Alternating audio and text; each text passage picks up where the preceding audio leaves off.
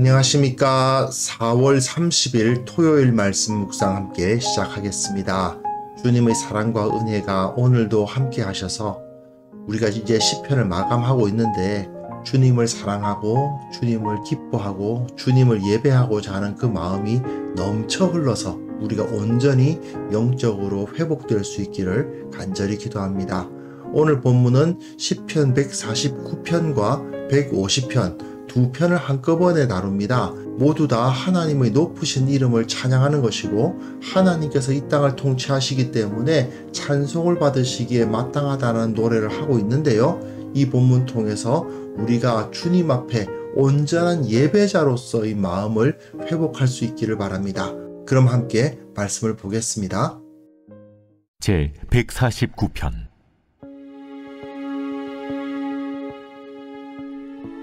할렐루야.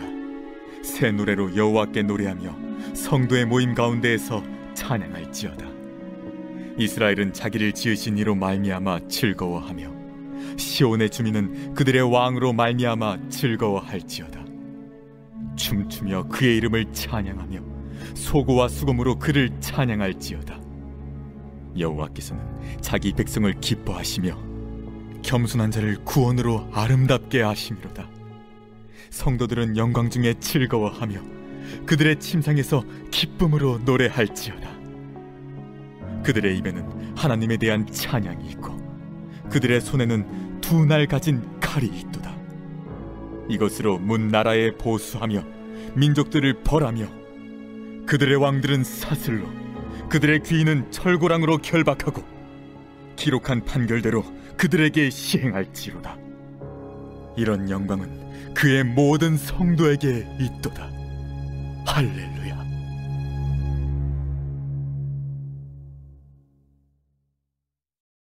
제 150편 할렐루야. 그의 성소에서 하나님을 찬양하며 그의 권능의 궁창에서 그를 찬양할지어다. 그의 능하신 행동을 찬양하며 그의 지극히 위대하심을 따라 찬양할지어다. 나팔소리로 찬양하며 비파와 수금으로 찬양할지어다. 소고치며 춤추어 찬양하며 현악과 퉁소로 찬양할지어다. 큰 소리 나는 재금으로 찬양하며 높은 소리 나는 재금으로 찬양할지어다. 호흡이 있는 자마다 여호와를 찬양할지어다. 할렐루야.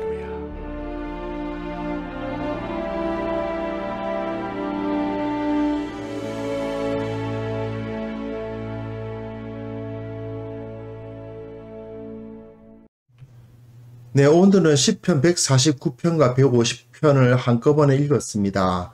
구약 성경은 하나님께서 이 세상을 통치하실 때에 자기 백성 이스라엘을 그 제사장 나라로 삼으셨다. 제사장 나라라는 것은 2인자를 의미합니다. 하나님께서 가장 높으시고 이스라엘이 그 다음 자리를 차지한다는 것이죠. 비유하자면 하나님이 왕이 되시고 이스라엘은 총리가 된다. 그렇게 생각하시면 될 것 같습니다. 149편은 이런 하나님의 통치가 이스라엘을 통해서 나타난다라는 것을 노래하면서 기뻐하는 그러한 내용이고요.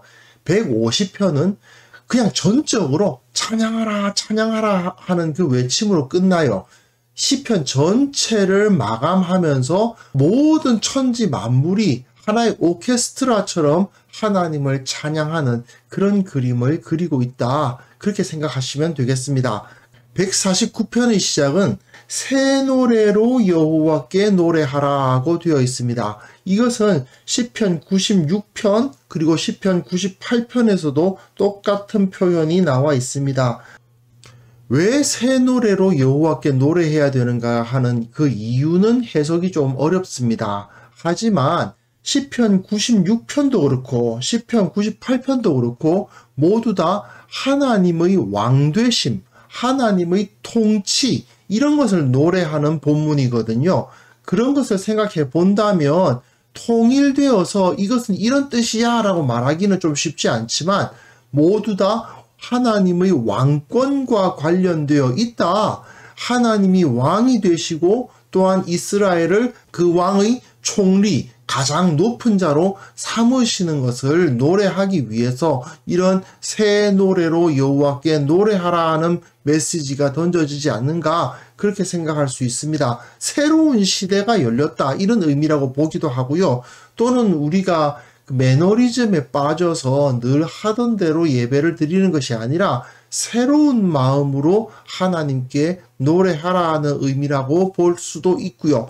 여러 가지로 해석이 가능한데, 여하튼 이 표현은 하나님의 왕되심, 하나님의 통치권을 노래할 때 쓰였다는 것만 기억을 하시면 좋겠습니다. 그러면서 이스라엘은 자기를 지으신 이로 말미암아 즐거워하라, 시온의 주민은 그들의 왕으로 말미암아 즐거워하라고 되어 있죠. 하나님께서는 창조주시고 통치자시다, 이 사실을 명확하게 보여주면서 하나님의 왕되심, 그것을 노래하고 있다라는 것을 확인할 수가 있습니다.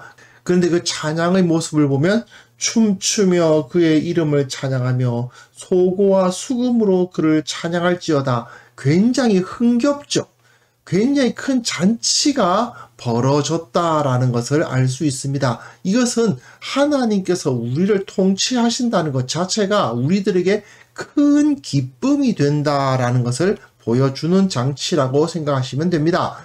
이어서 시인은 이스라엘이 하나님의 백성이라는 사실을 강조하거든요. 여호와께서는 자기 백성을 기뻐하신다. 겸손한 자, 겸손한 자라는 것은 하나님이 우리 하나님이시라는 사실을, 여호와가 우리 왕이시라는 사실을 인정한다는 의미죠. 다른 나라들은 어떻습니까? 자기가 왕이 되고 자기가 높아지려고 노력을 하는 데 비해서 진정한 하나님의 백성들은 하나님이 절대자시고 우리는 그저 그의 백성이다라고 고백하잖아요. 그것이 바로 겸손한 자인데, 자기 백성을 기뻐하시며 겸손한 자를 구원으로 아름답게 하신다라고 노래해요. 그래서 성도들은 영광 중에 즐거워하며 그들의 침상에서 기쁨으로 노래할지어다. 하나님을 섬기는 사람들은 모두 다 이 영광을 누리게 되고, 그리고 그들의 침상에서, 그들이 사는 곳에서 말입니다, 아침에 일어날 때부터 기쁨이 그들에게 임한다는 것이죠. 그들의 입에는 하나님에 대한 찬양이 있고 그들의 손에는 두 날 가진 칼이 있도다. 자, 입은 찬양을 하는데 손에는 칼이 있습니다. 칼은 뭘 의미하는 걸까요? 권세를 의미하는 겁니다. 권세. 하나님께서 허락해 주신 평안과 기쁨이 있으니까 하나님을 찬양합니다. 그런데 그 찬양하는 자에게는 어떤 은혜가 임합니까? 권세가 주어진다는 거예요.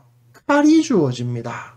결국 이스라엘은 하나님의 백성이기 때문에 하나님의 권세를 위임받아서 이 세상을 다스릴 능력을 갖게 된다는 것이죠. 그리고 이스라엘을 대적했던 문 나라들은 다 벌을 받습니다. 민족들은 벌을 받고요. 그 이스라엘을 대적했던 왕들은 사슬과 철고랑으로 결박을 당합니다. 그리고 모두 다 기록한 판결대로 하나님의 법대로 판결을 받게 되어 있습니다. 그리고 이스라엘은 영광을 받으며 그 권세를 누리게 된다는 노래인 것이죠. 근데 현실적으로 봤을 때에 과연 이스라엘이 그런 강대한 나라였는가? 이건 조금 쉽지 않죠. 이스라엘이 이런 강대한 나라였던 역사는 그렇게 길지 않습니다. 과연 다윗과 솔로몬의 시대에는 이런 영광을 갖고 있었던가? 글쎄요. 하지만 예수 그리스도께서 12 제자를 세우시고 새로운 이스라엘, 교회를 이 땅에 세우신 이후로는 실로 교회가 이 역할을 감당하게 되었습니다. 우리의 눈으로 볼 때에는 교회가 그런 권세를 가지고 있지 않은 것 같이 보이지만 실제로는 교회가 온 땅 가운데 흩어져서 이 땅을 다스리고 있는 것이죠. 예수 그리스도의 권세는 우리들 교회를 통해 이 땅 가운데 드러나고 있고 우리가 이 땅을 지금 하나님의 권세로 다스리고 있는 것입니다. 그러므로 우리를 축복하는 자는 복을 받고 우리를 저주하는 자는 저주를 받는 권세가 지금 우리에게 있다는 것이죠. 그리고 150편을 한번 읽어보면요. 할렐루야, 그의 성소에서 하나님을 찬양하며 그의 권능의 궁창에서 그를 찬양할지어다. 그의 성소가 어디 있겠어요? 이건 성전을 의미합니다. 근데 그의 권능의 궁창은 어디겠어요? 하늘의 성전입니다. 이스라엘 백성들은 하늘에도 성전이 있다고 생각했습니다. 이 땅의 성전은 그 하늘 성전의 모사품이라고 생각한 거예요. 그래서 시인은 하늘의 성전에서도 하나님께서 찬송을 받고 계시고 또한 여기 땅의 성전에서도 하나님께서 찬송을 받으신다라고 노래합니다. 그리고 그의 능하신 행동, 그의 지극히 위대하심을 따라서 찬양하라. 땅과 하늘의 모든 만물들이 하나님을 찬양한다는 것이죠. 그래서 하나님의 행동, 뭘 하시는가, 그리고 하나님의 지극히 위대하심, 그 존재 자체, 영어로 말하면 doing과 being이라고 할 수 있죠. 이것을 통해서 하나님께서는 찬송을 받으시기에 합당하다라고 노래를 하는 것입니다. 그 이후에는 어떻게 찬양하는가? 악기들이 쭉 열거되어 나팔, 비파, 수금, 소고, 춤추고, 현악과 퉁소로, 큰 소리 나는 재금, 높은 소리 나는 재금, 큰 재금, 작은 재금 다 사용해서 모든 것을 사용해서 하나님은 찬송을 받으시기에 합당하다. 그러면서 결론은 호흡이 있는 자마다 살아있는 자라면 여호와 하나님을 찬양해야 된다. 왜 그렇습니까? 우리가 하나님의 피조물로서 지음을 받았기 때문이죠. 149편의 노래에 의하면 하나님께서 우리에게 권세를 주셨기 때문에, 하나님께서 우리를 존귀하게 하셨기 때문에 우리는 우리가 가지고 있는 모든 도구를 다 사용해서 그 어떤 사람이라도 예외 없이 하나님을 찬양해야 한다. 하나님께서는 호흡을 주신다. 하나님께서 인간에게 생명을 주시지 않느냐. 그렇다면 이 생명을 가진 자는 당연히 하나님을 찬양해야 한다라고 노래하면서 시편은 끝나고 있는 것입니다. 자, 149편과 150편을 하나로 엮어서 한번 생각을 해보겠습니다. 사실 인간은 존귀할까요? 과학이라는 기준에 의하면 인간이 소나 돼지나 개에 비해서 더 존귀하다고 말할 수 있는 근거는 없습니다. 사람이 사람을 죽이고 그 고기를 왜 먹을 수 없을까?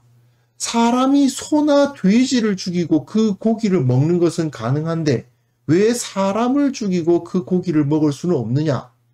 과학적으로 따지고 보면 이게 그렇게 해서는 안 될 이유가 사실상은 없는 거죠. 만약 사람이 하나님을 섬기지 않고 하나님의 형상으로서 이 땅 가운데 세워져 있는 것이 아니라면 사람이 짐승들과 비교해서 더 나은 가치를 가졌다고 말할 수도 없고요. 사람이 다른 사람을 다른 동물들 대하듯이 대하지 말아야 할 이유도 없습니다. 그럼에도 불구하고 우리는 사람은 존귀한 존재라는 사실을 알고 있죠. 왜 그렇습니까? 하나님께서 우리를 존귀하게 하셨기 때문이에요. 우리가 하나님을 예배할 때, 우리가 하나님을 우리의 왕이라고 고백할 때 인간은 자신의 존엄성을 확인할 수 있게 됩니다. 우리가 존엄한 이유는 하나님께 달려 있어요. 만약 우리가 하나님으로부터 멀어지면 개나 돼지나 소나 이런 가축들하고 전혀 다를 바가 없습니다. 사실 우리가 하나님과 멀어지면 원숭이나 오랑우탄 그들 중에 하나일 뿐이죠. 그러므로 우리가 하나님 앞에 나와서 예배하고 찬송하고 그 말씀에 귀 기울이는 것은 하나님께서 우리를 존귀하다고 여겨주셨다는 것을 확인하는 시간입니다. 하나님의 궁정에 나와서 주님께서 베풀어 주신 그 연회에 참석하는 것과 마찬가지입니다. 하나님의 이름을 높이고 즐거워하고 주님께서 무엇을 원하시는지를 알고 각자 하나님으로부터 위임받은 그 권세를 어떻게 발휘할 수 있을 것인가를 확인하는 시간이 바로 예배입니다. 우리가 매주 하나님을 예배하기 위해서 모이지 않습니까? 그것이 무슨 의미를 갖는가? 내가 존귀한 존재라는 사실을 확인하는 시간이고요. 내가 하나님으로부터 권세를 받았다는 사실을 깨닫는 시간이고요. 그리고 내게 맡겨진 그 일을 어떻게 감당할 것인가를 배우는 그러한 시간이라고 할 수 있습니다. 그러므로 우리도 이 시편 149편, 150편의 시인처럼 하나님을 온전히 찬양하고 모든 악기와 모든 방법을 다 동원해서 찬양하고 모든 살아있는 자들이 하나님을 찬양하라고 외치면서 우리가 하나님의 그 영광스러운 자리에 와서 하나님에 의해서 거룩해지고 하나님에 의해서 존귀해졌다는 사실을 깨달을 수 있었으면 좋겠습니다. 정말 이 세상에 있는 모든 살아있는 자들이 다 하나님을 찬양하는 모습을 우리 마음속에 한번 그려보았으면 합니다. 아직은 세상이 하나님을 다 온전히 높이고 있지 않지요. 아직은 세상에는 하나님이 없다 하는 자들이 있고요. 아직은 세상에는 하나님의 뜻에 맞지 않게 살아가는 자들이 있어요. 하지만 언젠가 주님께서 이 세상을 하나님의 나라로 완성하시고 온 땅의 모든 만물들이 우리 한 분 주님만을 예배하는 그날이 올 것입니다. 그 날을 우리는 믿음으로 바라보아야 되지 않겠습니까? 내일 우리가 거룩한 예배로 모여야 합니다. 그 모임 가운데 어떤 일이 벌어져야 됩니까? 바로 이것입니다. 나의 존귀함을 확인하고 내가 하나님으로부터 받은 사명이 무엇인지를 확인하고 언젠가 주님께서 이 땅을 하나님의 나라로 완성하실 그날을 바라보는 시간이 바로 예배의 시간이라는 사실을 확인할 수 있었으면 좋겠습니다. 내일 드려질 예배 가운데 이 온 땅을 다스리시는 주님의 영광이 그 은혜가 임할 수 있도록 그리고 내가 온전한 마음으로 전심으로 그 자리에 참여할 수 있도록 함께 기도하는 시간을 가졌으면 합니다.